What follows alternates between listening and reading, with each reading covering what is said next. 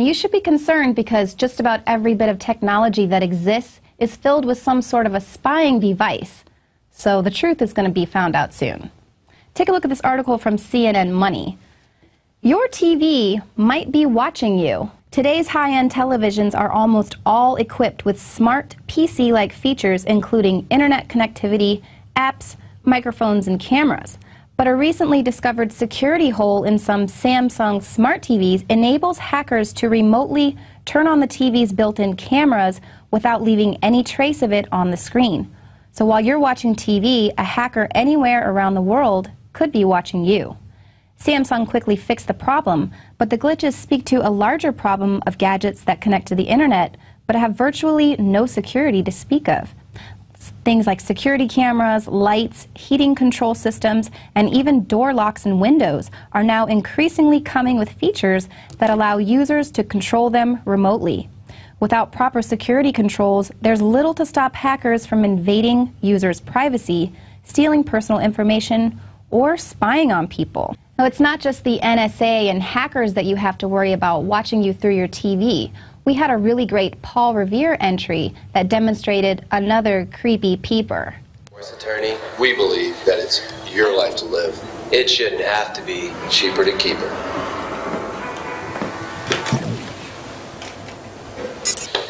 That was weird.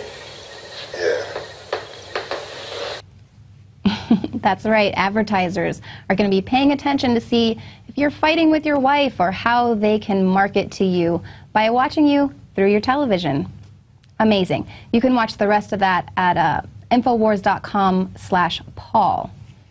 Now remember last year when the Pentagon and Booz Allen and Raytheon were hiring all those hackers?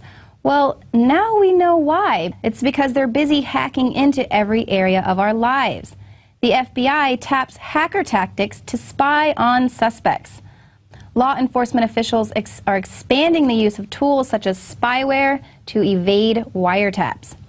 Federal agencies have largely kept quiet about these capabilities, but court documents and interviews with people involved in the programs provide new details about how the hacking tools, including spyware, are delivered to computers and phones through email or web links. These are techniques more commonly associated with attacks by criminals. Now, the use of such communications which can't be wiretapped like a phone is called going dark among law enforcement. With such technology, the Bureau can remotely activate the microphones in phones running Android software to record conversations. It can do the same to microphones in laptops without the user knowing. The Bureau typically uses hacking in cases involving organized crime, child pornography, or counterterrorism, but the U.S. officials, they say they're loath to use these tools when investigating a hacker, out of fear the suspect will discover and publicize the technique. The government sure has been doing a lot of hiring lately to beef up their COINTELPRO. Perhaps it's because they're trying to nudge us into a comfort zone with all of this spying. A DoD public affairs meeting that made news on the Drudge Report and Infowars.com showed just how concerned the government is that they're losing the information war. They're no longer able to control information with just a handful of journalists now that we have alternative media and the internet. As one of the persons attending pointed out, the younger generations get it, that we have to start being honest and forthright, and it's difficult to convey those ideas and convince the chain of command. You're putting out mindless propaganda is what some of us feel that we're putting out, and that what the American people feel that we're putting out. So how do we change this? Those inside the military and the government know that it's propaganda, but the government is still pushing ahead with its efforts in the info war. In this breaking exclusive news from InfoWars, Social Security is looking to hire COINTEL agents. The job listing says the position is responsible for complex assignments to establish and maintain the Social Security Administration's defensive counterintelligence operations, collaboration, intelligence, and information sharing missions.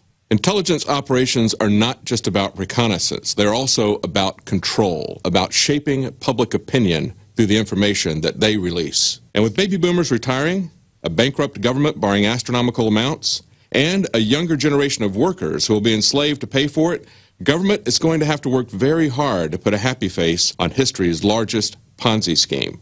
So Social Security is hiring propagandists and a prohibition against our own government using propaganda in America that goes back to the beginning of the Cold War, the Smith-Mundt Act, being repealed.